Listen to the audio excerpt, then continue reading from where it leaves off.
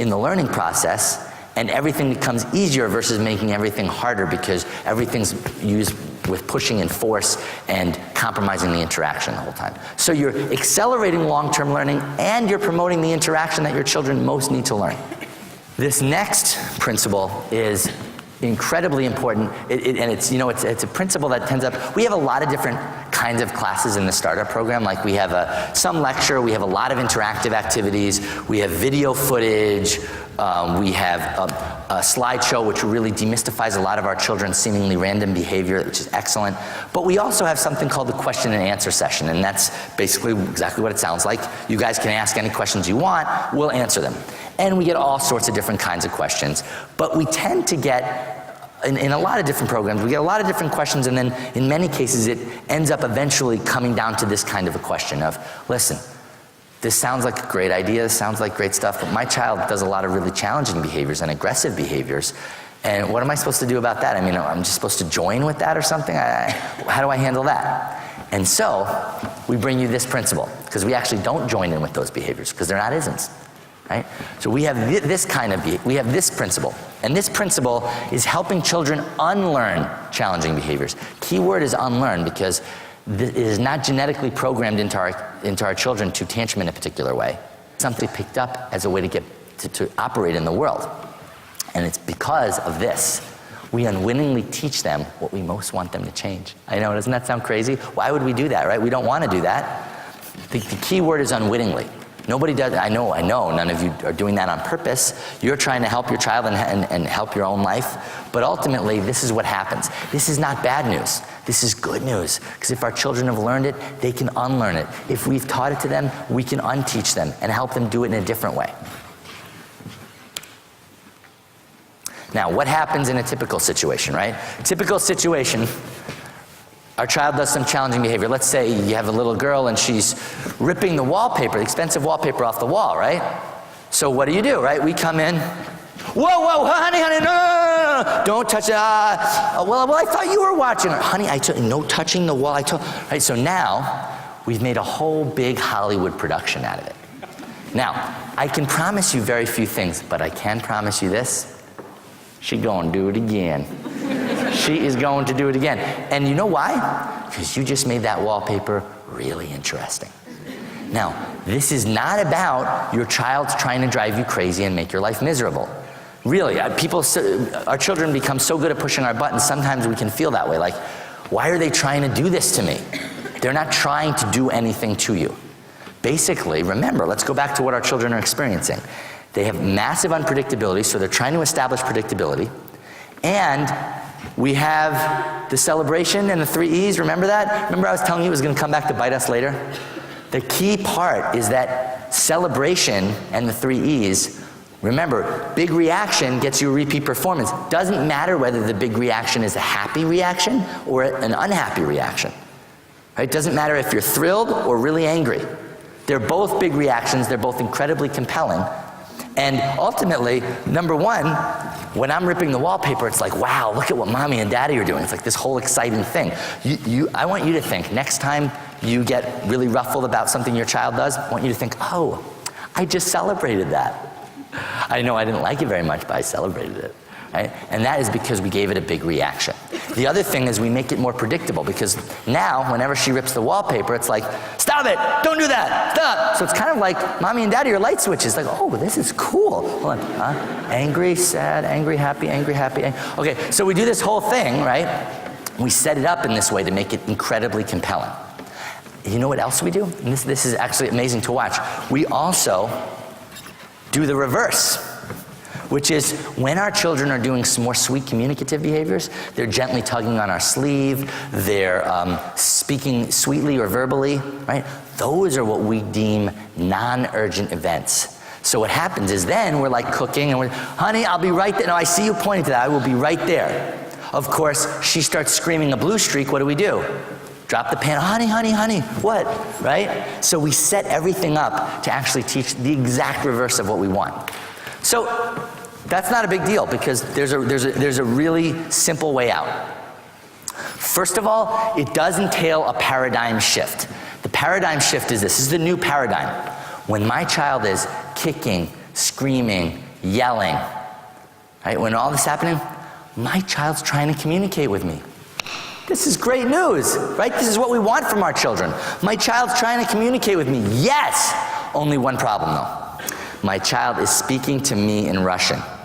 Now, for those of you who are fluent in Russian, don't pick Russian. Pick Swahili or some other language. I'm picking Russian because I don't know that language. Okay, so but bottom line, when my child's kicking, screaming, pinching, whatever, my child's speaking to me in Russian, right? He can't go down to the corner store and scream and get a pack of gum. Nobody knows what that means, right? So, ultimately, my child is trying to communicate, they're communicating in a foreign language that doesn't work. But, unfortunately, for most of us, we're going, hey, buddy, don't worry about it, I speak Russian. Don't sweat it.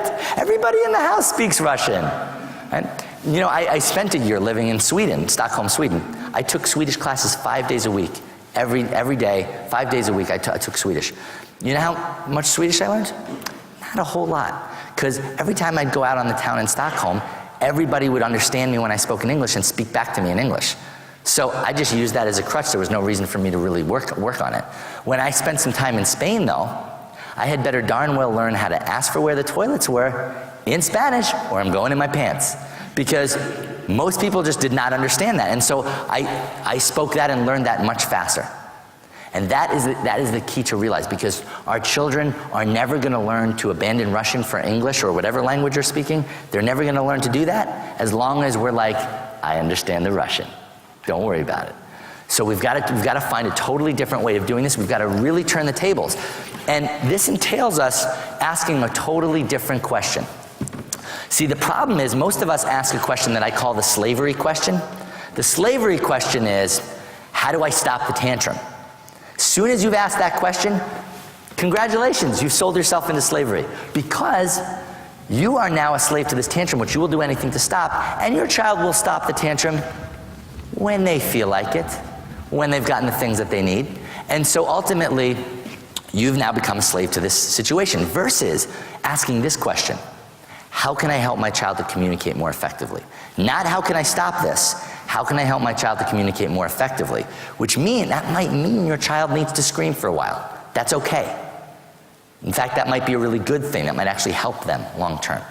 Now, this is really interesting to see this play out, because a lot of times I can explain this, watch people go home and then not implement it.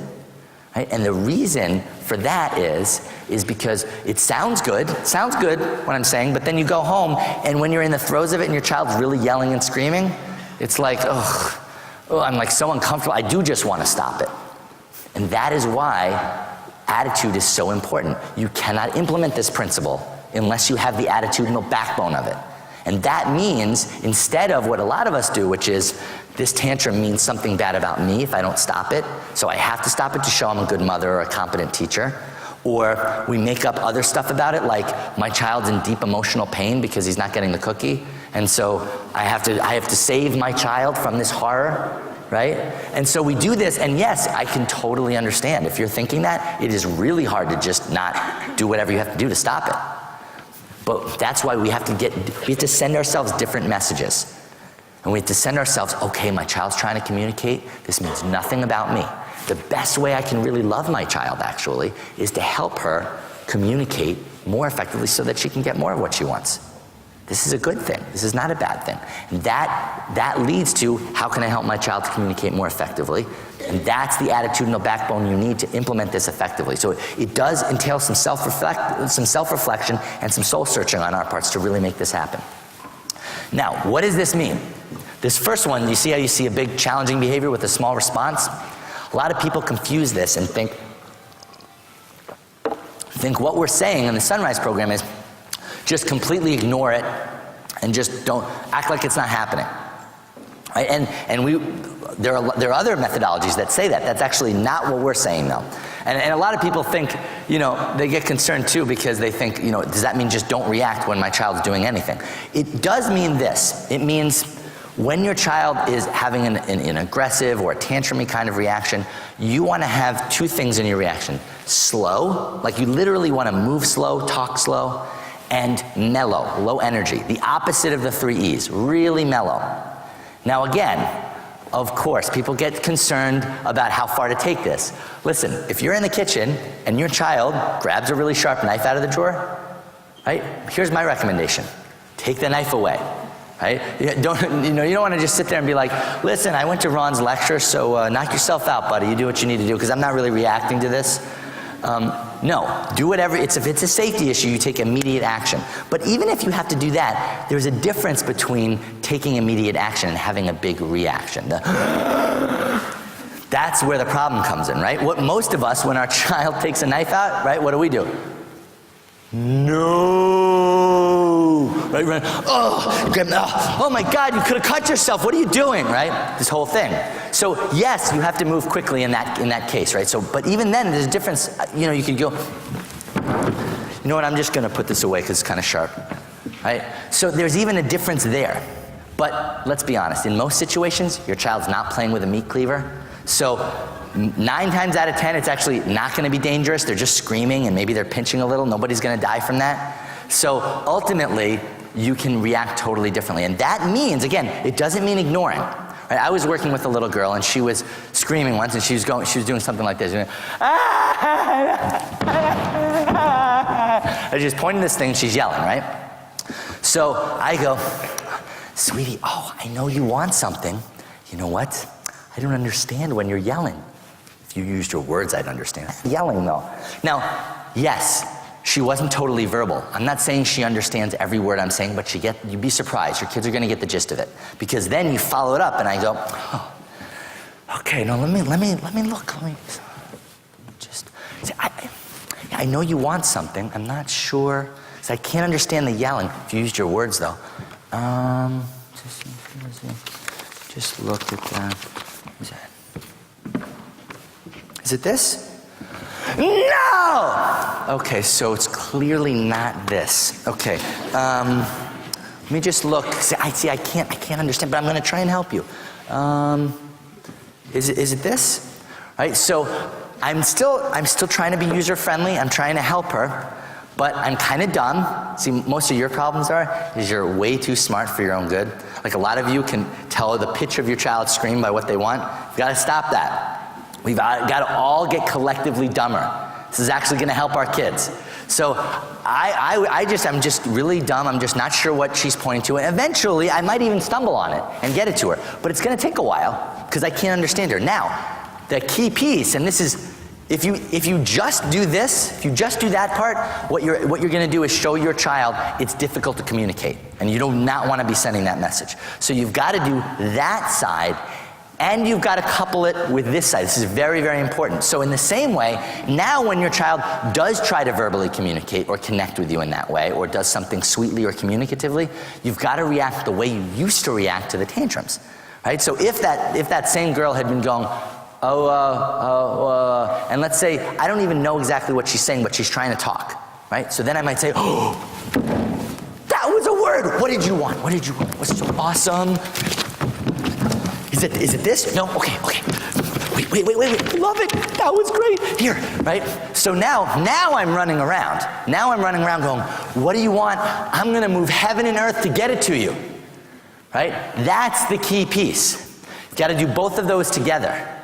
And then what starts happening is this plays to your child's intelligence, just like the other principles, plays to your child's intelligence. So ultimately, I have to tell you, I've seen this with lots of children. It's one of the fastest tantrum reduction and elimination techniques I've ever seen. Now, will it immediately eliminate all tantrums? Will your child never scream or tantrum again? No, they probably will. But you know what? They will not use it as a regular form of communication because they will not use a method of communication that never ever works. They're going to start to look for another way to communicate to get more of what they want faster, and you're going to be there to show it to them. You're going to show them what that is, right? And that is the key. So your children will capitalize on this, and this will really help them. And you know, there was a mom in a particular starter program that was like, it's a good idea. I used it, but it doesn't work with my son. It doesn't work with him. And I said, wow, that's amazing. Wow, so what do you do then? I mean, you do it and it doesn't work? She's like, yeah. I'm like, well, like, explain to us what happens. She's like, oh, well, he wants a cookie all the time, especially before bed, and I don't want to give him a cookie before bed because he'll be up all night and bouncing off the wall, so I don't give it to him.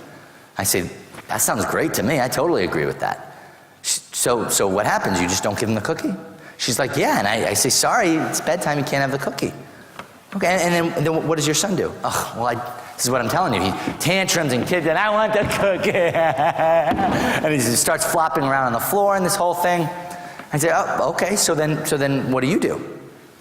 And she's like, I just told you, I do this principle. I say, you can scream all you want, you're not getting the cookie, sorry. I go, okay. So then basically you just don't give him the cookie. He screams all night, you just say, no, I'm not giving you the cookie, right? She's like, yeah, exactly.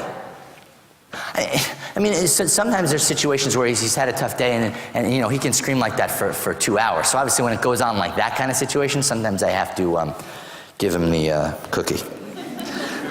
So here's the thing. If you're gonna buckle, don't wait 2 hours to buckle.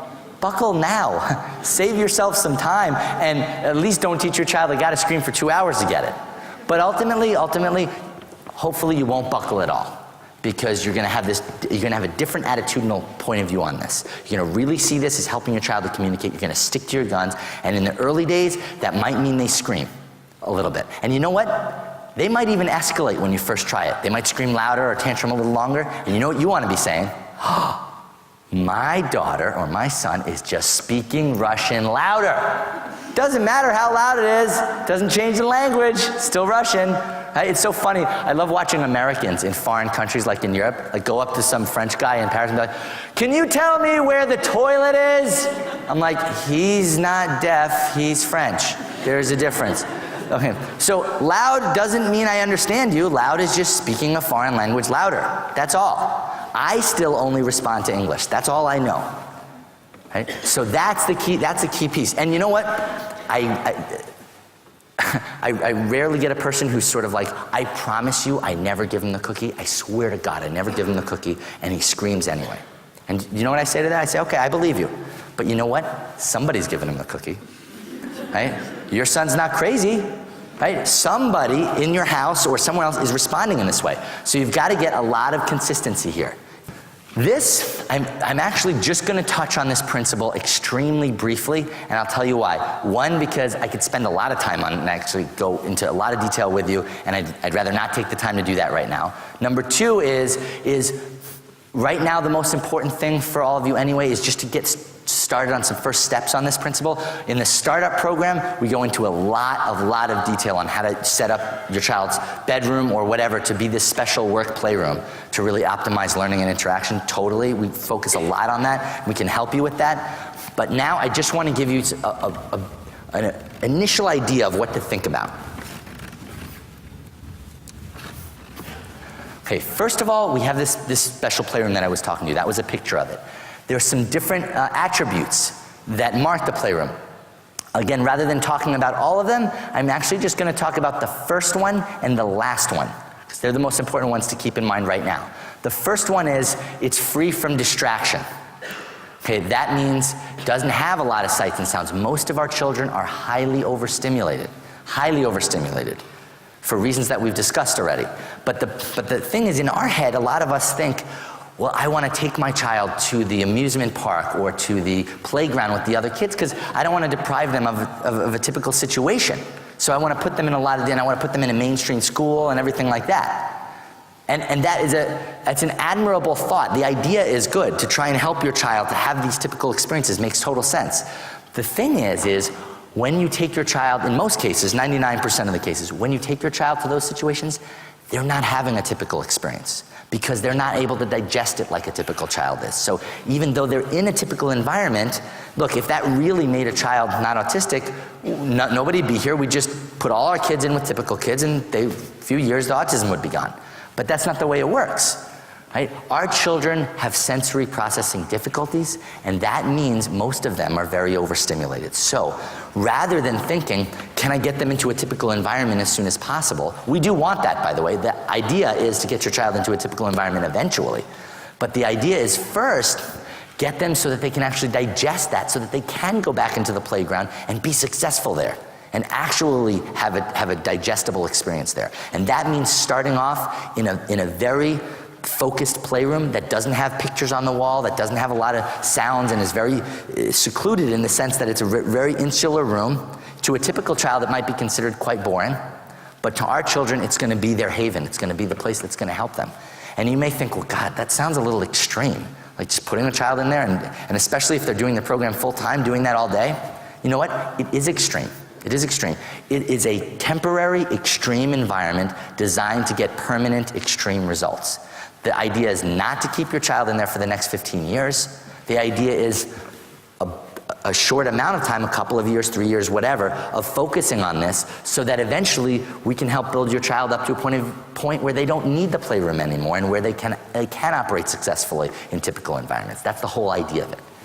The last piece, to jump all the way down to here, no control battles. Another benefit of this is that every time you have to say, no, don't touch that, don't do that, you can't do that, you're compromising the interaction.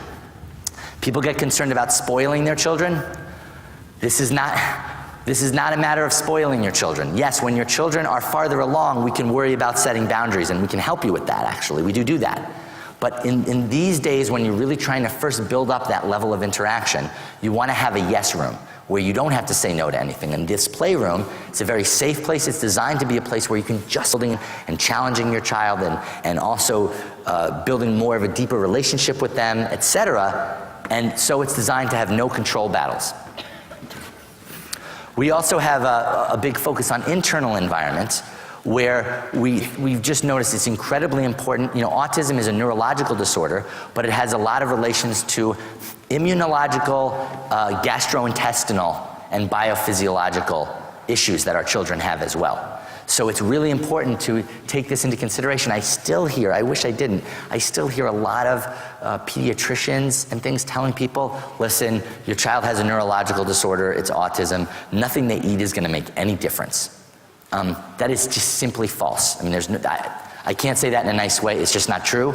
Actually, if you go to autism conferences and you talk to any of the scientists who are at the leading edge of autism treatment, they have concrete evidence showing exactly why and how what your child eats absolutely affects their neurological development and absolutely should be paid attention to. Who here has heard of a gluten and casein-free diet? Oh, good, most of you, excellent. There's lots of foods your child may be sensitive to. These are the first 4 groups to consider. Gluten, a complex protein in wheat and other foods. Casein, a complex protein in dairy, and milk products in particular. A lot of those are large proteins. They go in, they don't get properly digested by your child, who in some cases, not all, has a leaky gut, which basically means there's like little miniature holes in your child's small intestine.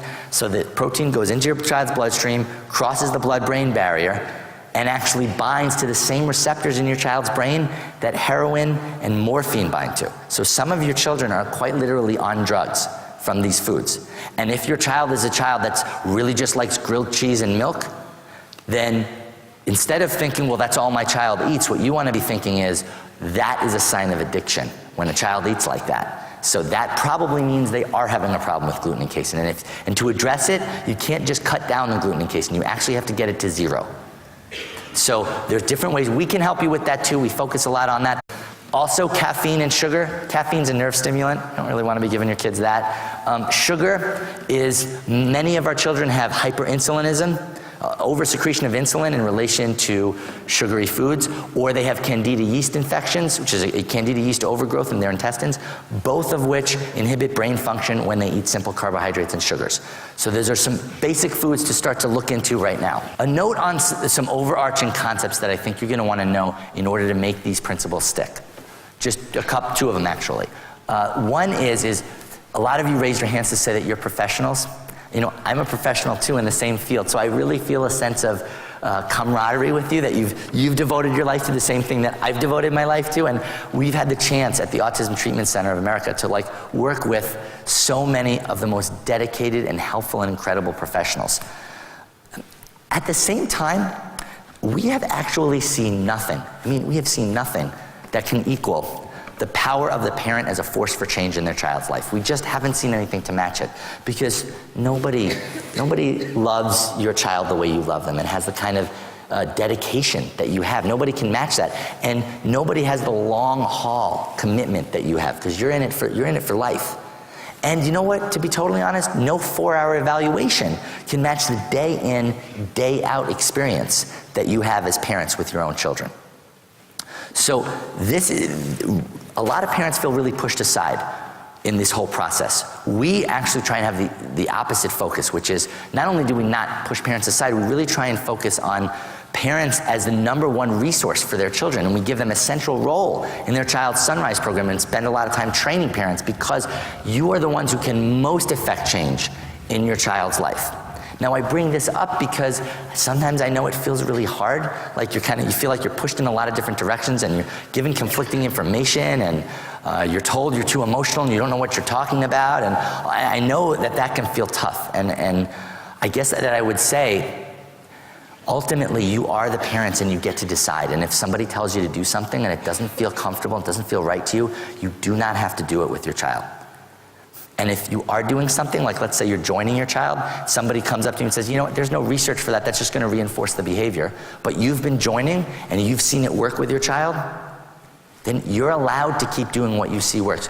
We have survived for 1 million years on following our direct observations of what works and what doesn't. Human race did quite well on that for a while. Then about 30, 40 years ago, we've decided that's not important anymore. All that matters is institutional published research. Now, I'm not against research. Right? I majored in biomedical ethics. How could I possibly be against research? In fact, research has given us penicillin and lots of life-saving things. So talk to doctors, go on the internet, find all this stuff out, but don't let the research decide the future for your child. It doesn't get to decide that. Only you get to decide that. So that's a key piece that we really try. You know, one of the biggest changes I do see in parents in the period of the 1 week that they're at the startup, before they've even gotten a chance to implement all this with their children, is that they really come into their own and really see themselves as a much more powerful advocate for their own children. And it's so cool to see it, to watch it happen. Whenever I bring up attitude, I often have this experience of people saying, you know what, don't talk to me about attitude, just show me what to do. Just show me what to do, I'll do it. But the thing to realize is the attitude is not apart from the techniques. It is a part of the techniques. And it is quite specific and very concrete in the benefits that it brings. It's so important to look at this. And yet at the same time, we're given all these messages that are counterproductive for us. So the thing that we found most important is focusing on not judging our children's behaviors today, really not judging where they are, while at the same time really believing they can go anywhere tomorrow. Now again, the thing about this is that we are constantly fed these messages about that our children are tragedies, that it's really sad that you have the children that you have, or other people even saying, oh, I'm so glad I don't have a child like that. Now, here's the thing. You know, my father, when he wrote on the second page of the book, Sunrise, the Miracle Continues, this quote that I love. For us, there was the question, could we kiss the ground that the others had cursed? You know what? I love that quote. I love it. Because, you know, that's what I'm asking you to do. I'm asking you to kiss the ground that maybe for right now the rest of the world curses. Do I wish that on you? Would I want the world to talk about or think about your children that way? Absolutely not. But